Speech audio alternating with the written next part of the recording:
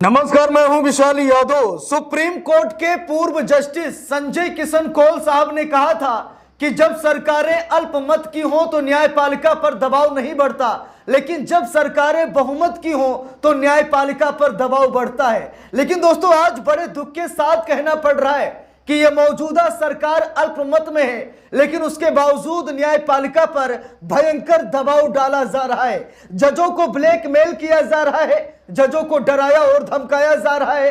अपने पक्ष में फैसला लेने के लिए यह सरकार दबाव डाल रही है।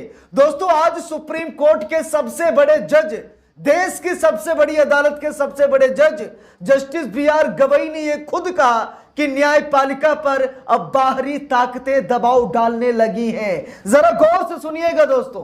कहते हैं ना कि न्यायपालिका आजाद है, लेकिन दोस्तों ये सिर्फ कहने के लिए, क्योंकि जब सरकार मनमानी करने वाली हो, जब सरकार तानाशाही करने वाली हो, तो देश की कोई भी संवैधानिक संस्था निष्पक्ष और आजाद हो ही नहीं सकती। अब दोस्तों देख लीजिए, सुप्रीम कोर्ट के पूर्व जस्टिस संजय किशन कौल साहब ने कहा था कि जब सरकार अल्पमत में हो, यानी कि जब सरकार गठबंधन की हो, तो न्यायपालिका पर दबाव नहीं पड़ता है। लेकिन अगर सरकार जो है बहुमत की है, अकेले सिंगल पार्टी की सरकार है, उसके पास अच्छे खासे सांसद हैं, तो वो न्यायपालिका पर दबाव डालती है। लेकिन दोस्तों, आज एस.के. कौल साहब का बयान गलत हो गया है। आज देख लीजिए, बैसाखी की सरकार है, आज गठबंधन की सरकार है, आज मतलब कई दलों की सरकार है, लेकिन उसके बाद भी न्यायपालिका पर भयंकर दबाव डाला जा रहा है। न्यायपालिका पर कहीं न कहीं जजों को ब्लैकमेल करके अपने पक्ष में फैसले लिए जा रहे हैं। दोस्तों, सुप्रीम कोर्ट के दिग्गज वकील प्रशांत भूषण साहब ने कहा था कि जजों को ब्लैकमेल किया जाता है, जजों के पीछे जांच एजेंसियां लगाई जाती हैं, जजों के नाते रिश्तेदारों को भी डराया धमकाया जाता है, और जजों के खिलाफ अगर कोई सबूत मिल जाए तो यह सरकार जजों को ब्लैकमेल करती है और कहती है, देख लीजिए हमारे पास सबूत है, अगर आप हमारे पक्ष में फैसला नहीं सुनाएंगे तो हम आपके खिलाफ जो हमें सबूत मिला है हम उसे वायरल कर देंगे।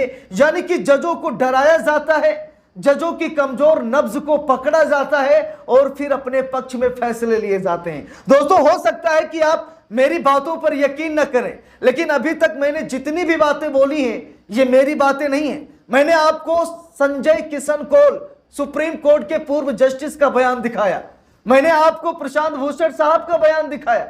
अब दोस्तों, जस्टिस बी.आर. गवई का बयान देख लीजिए, जहां पर जस्टिस बी.आर. गवई ये खुद कह रहे हैं कि बाहरी ताकतें न्यायपालिका पर दबाव डाल रही हैं। अब बाहरी ताकतें कौन हो सकती हैं? भैया, हम लोगों की औकात है क्या हम लोगों की औकात है कि हम लोग न्यायपालिका पर दबाव डाल सकें? क्या आम इंसान की औकात है? नहीं है। औकात किसकी है शायद मुझे बताने की जरूरत नहीं है। अब दोस्तों देख लीजिए, जनसत्ता अखबार में छपी इस खबर को देख लीजिए। देखिए, यहां पर लिखा भी है, कॉलेजियम सिस्टम को बाहरी ताकतें करती हैं प्रभावित, जजों की नियुक्ति को लेकर जस्टिस दत्ता का बड़ा बयान, सीजीआई से उन्होंने बड़ी अपील की है।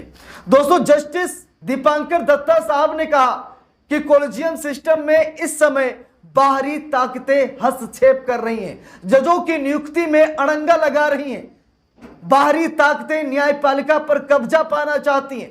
दोस्तों, साल 2014 में जैसे ही प्रधानमंत्री बने नरेंद्र मोदी, सबसे पहले उन्होंने एनजेएसी कानून संसद से पास कराया था। वो एनजेएसी कानून जिसे सुप्रीम कोर्ट ने असंवैधानिक करार कर दिया था। एनजेएसी कानून में साफ साफ था कि जजों की नियुक्ति सरकार करेगी, जजों का तबादला सरकार करेगी, कौन सा जज किस मामले की सुनवाई करेगा इसका भी चयन सरकार करेगी। तो दोस्तों, एनजेएसी कानून लाकर के पहले ही सरकार ने अपनी मंशा क्लियर कर दी थी कि न्यायपालिका पर हम अपना अधिकार चाहते हैं। लेकिन दोस्तों, वो तो अच्छा हुआ कि सुप्रीम कोर्ट ने उस कानून को, यानी एनजेएसी कानून को असंवैधानिक करार कर दिया, नहीं तो आज जैसा चुनाव आयोग साहब की चालीसा पढ़ रहा है, वैसे ही न्यायपालिका साहब की चालीसा पढ़ती। अब दोस्तों, यहां पर देखिए, जस्टिस दीपांकर दत्ता ने क्या कहा कि कॉलेजियम सिस्टम को बाहरी ताकतें करती हैं प्रभावित,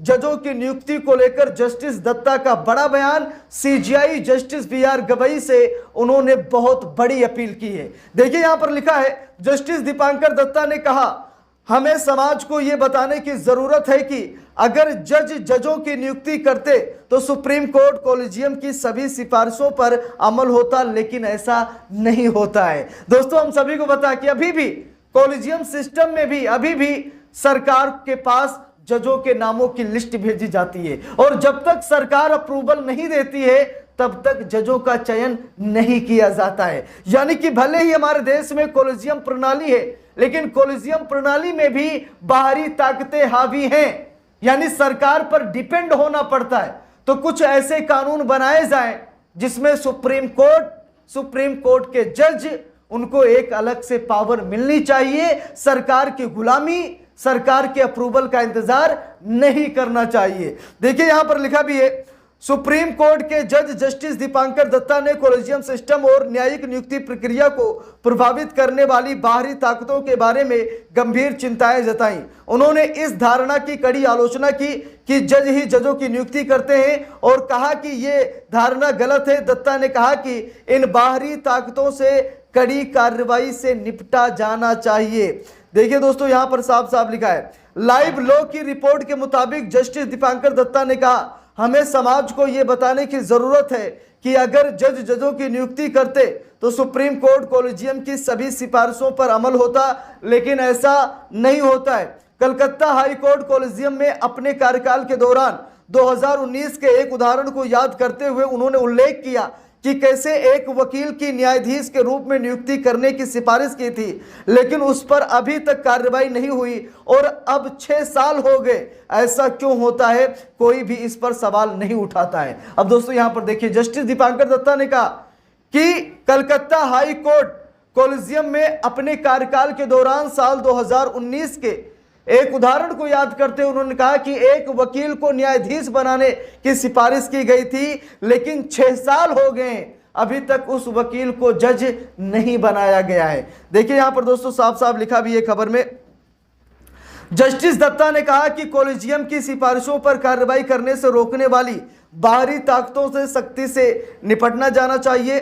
लंबित कार्रवाई को प्राथमिकता दी जानी चाहिए ताकि यह सुनिश्चित हो सके कि केवल योग्यता पर विचार किया जाए। न्यायमूर्ति दिवाकर दत्ता ने सीजेआई बीआर गवई से अपील की है कि वे इस गलत धारणा को तोड़े कि न्यायाधीशों की नियुक्ति करते हैं और कॉलेजियम सिस्टम में अधिक पारदर्शिता लाएं। दत्ता ने कहा कि सर, यानी सीजेआई गवई, आपसे एक अपील है, अब समय आ गया है कि हम इस गलत धारणा को दूर करें। आलोचक मुखर हो गए हैं, कॉलेजियम प्रणाली पर सवाल क्यों नहीं उठाया जाना चाहिए। तो दोस्तों यहां पर बाहरी ताकतों से अब न्यायपालिका भी परेशान हो गई है और बाहरी ताकतों पर रोक लगाने की मांग की जा रही है। तो इस पूरे मामले पर आप सभी लोगों की क्या राय है, कमेंट करके जरूर बताइएगा। वीडियो को लाइक शेयर, अगर चैनल पर नए हैं सब्सक्राइब करके सपोर्ट कीजिएगा। मिलते हैं दूसरी वीडियो में, तब तक के लिए बहुत बहुत धन्यवाद।